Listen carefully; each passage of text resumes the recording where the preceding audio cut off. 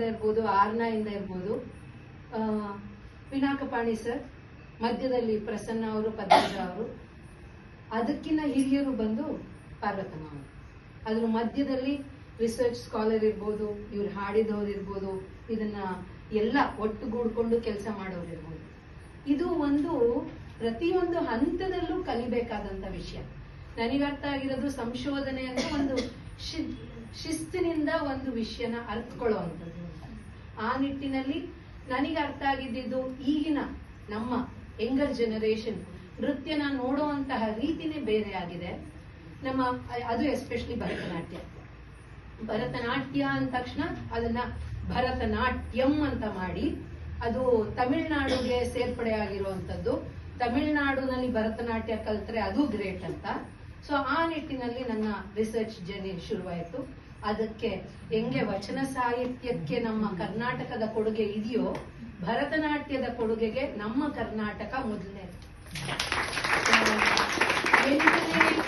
8ನೇ ಶತಮಾನದಲ್ಲಿರುವಂತಹ ಒಂದು ಯಾವ್ದಾದ್ರೂ ಶಾಸನ ತಗೊಂಡ್ರೆ ಅಥವಾ ಸ್ಕಲ್ಪ್ಚರ್ ತಗೊಂಡ್ರೆ ಭರತನಾಟ್ಯದ ವಿವಿಧ ಭಂಗಿಗಳು, ಅಂದ್ರೆ ನಮಗೆ ಭರತನಾಟ್ಯದಲ್ಲಿ ಫಸ್ಟ್ ಶಾಸನ ಅಥವಾ ನಮಗೆ ಶಾಸನ ಅನ್ನೋದಕ್ಕಿಂತ ಬುಕ್ ಅಂದ ತಕ್ಷಣ ನಾವು ಭರತನಾಟ್ಯಕ್ಕೆ ನಾಟ್ಯಶಾಸ್ತ್ರ ಅಂತ ತಗೊಳ್ತೀವಿ.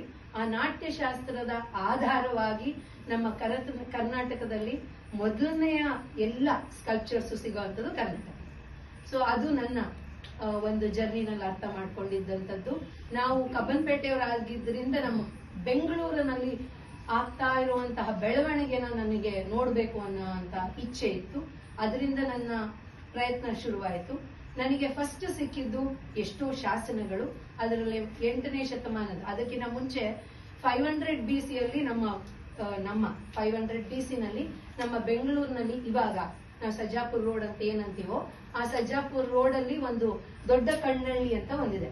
ಅಲ್ಲಿ ಒಂದು ಈ ಗುಹೆಗಳು, ಆಗಿನ ಕಾಲದಲ್ಲಿ ಇದನ್ನ ಇನ್ನೂ ಬೆಂಗಳೂರು ಅಂತಾನು ಕರೆದಿರ್ಲಿಲ್ಲ. ಆಗಿನ ಸಂದರ್ಭದಲ್ಲಿ ಕೂಡ ಡಾನ್ಸ್ ನ ಜನ ಈ ಪ್ರಾಂತ್ಯದಲ್ಲಿ ಬಳಕೆ ಮಾಡ್ತಾ ಇದ್ರು ಅನ್ನೋದಕ್ಕೆ ಒಂದು ಕೆತ್ತನೆ ಸಿಗುತ್ತೆ. ಇವಾಗ ನಮ್ಮ ಬೆಂಗಳೂರು ಚೇಂಜ್ ಆಗ್ತಾ ಇರೋ ಕಾರಣದಲ್ಲಿ ಆ ಕಲ್ಲು ಹೋಗಿ ಕೊಟ್ಟೋದು. ಸೊ ಯಾವ್ದೋ ಬುಕ್ ಇಂದ ಅದು ಒಂದು ಸಂಶೋಧನೆ ಆಯ್ತು.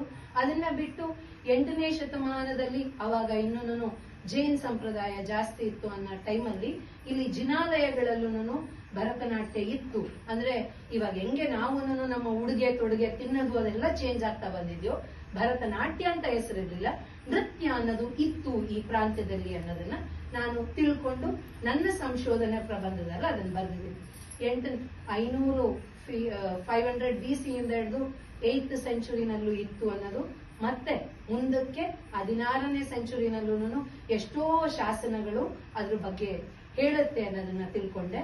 ಅದು ಇನ್ನು ಮುಂದೆ ಹೋಗ್ತಾ ಇವಾಗಿನ ದೇವಸ್ಥಾನಗಳಲ್ಲೂ ಮೇಡಮ್ ಅವಾಗಲೇ ಹಾಡ್ಬೇಕಾದ್ರೆ ಒಂದು ಹಾಡಲ್ಲಿ ಅವರು ವಚನದಲ್ಲಿ ಹೇಳಿದ್ರು ಅಂಗಭೋಗ ಅಂತ.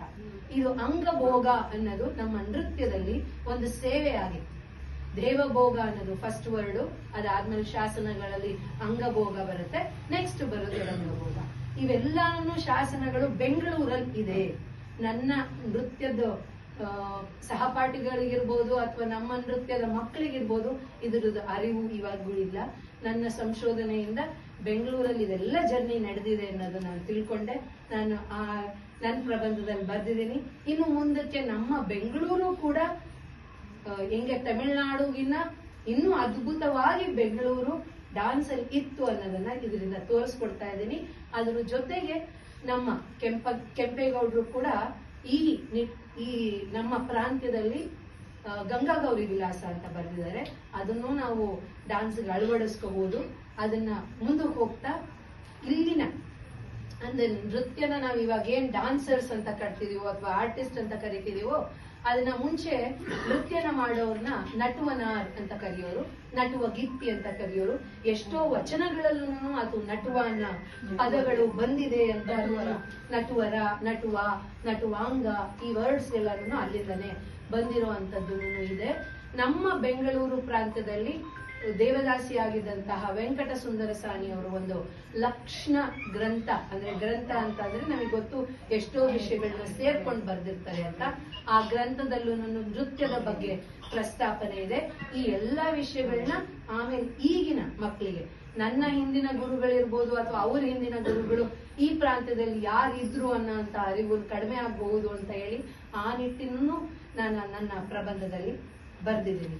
ನಾನು ಏನಕ್ಕೆ ಇಷ್ಟೆಲ್ಲ ಹೇಳಿದೆ ಅಂತಂದ್ರೆ, ನೃತ್ಯ ಅನ್ನೋದು ನಮ್ಮ ಕಲೆ ಹೆಂಗೋ ಹಂಗೆ ನೃತ್ಯ ನನ್ನ ಜೀವನದಲ್ಲಿ ಹೆಂಗೆ ಮುಖ್ಯ ಪಾತ್ರ ವಹಿಸಿದ್ಯೋ ನಾನು ಅರ್ಥ ಮಾಡ್ಕೊಂಡಿದ್ದು ವಚನ ಜ್ಯೋತಿ ಬಳಗ ನಮ್ಮ ಇಡೀ ಈ ಪ್ರಾಂತ್ಯಕ್ಕೆ ಒಂದು ವಚನದ ಮುಖಾಂತರ ಒಂದು ಕ್ರಾಂತಿನ ಮೂಡಿಸ್ತಾ ಇದೆ ಅಂತ.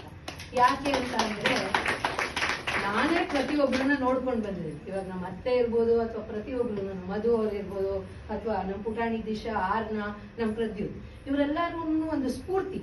ಯಾಕೆಂದ್ರೆ ಆ ವಚನನೂ ಇಷ್ಟು ಚೆನ್ನಾಗಿ ನಾವು ಅರಿವಿಗೆ ತಗೋಬಹುದಾ ಅಥವಾ ಆ ವಿಷಯನೂ ರಿಸರ್ಚ್ ಮಾಡ್ಬೋದಾ. ರಿಸರ್ಚ್ ಅನ್ನೋ ಪದ ಇವಾಗಿಂದ ಇರ್ಬೋದು, ಅಥವಾ ಅವರಷ್ಟು ಮಧು ಅವರಷ್ಟೊಂದು ಮಾತಾಡ್ಬೇಕು ಅಂದ್ರೆ ಅವ್ರು ಆ ವಿಷಯನ ಎಷ್ಟು ಓದಿದರೆ, ಅದನ್ನ ಎಷ್ಟು ಅರ್ಥ ತಾವನ್ ಮಾಡ್ಕೊಂಡು ಇನ್ನೊಬ್ರಿಗೆ ಅರ್ಥ ಮಾಡಿಸೋದಕ್ಕೆ ಪ್ರಯತ್ನ ಪಡಿ.